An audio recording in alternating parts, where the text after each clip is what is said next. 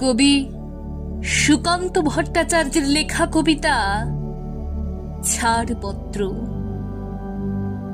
যে শিশু ভূমিষ্ঠ হলো আজ রাত্রে, তার মুখে খবর পেলুম সে পেয়েছে ছাড়পত্র এক। নতুন বিশ্বের দ্বারে তাই ব্যক্ত করে অধিকার, জন্মমাত্র সতীব্র চিৎকারে। খর্বদেহ নিঃসহায়, তবু তার মুষ্টিবদ্ধ হাত উত্তোলিত উদ্ভাসিত কি এক দুর্বোধ্য প্রতিজ্ঞায়। সে ভাষা বোঝে না কেউ, কেউ হাসে, কেউ করে মৃদু তিরস্কার। আমি কিন্তু মনে মনে বুঝেছি সে ভাষা। পেয়েছি নতুন চিঠি আসন্ন যুগে।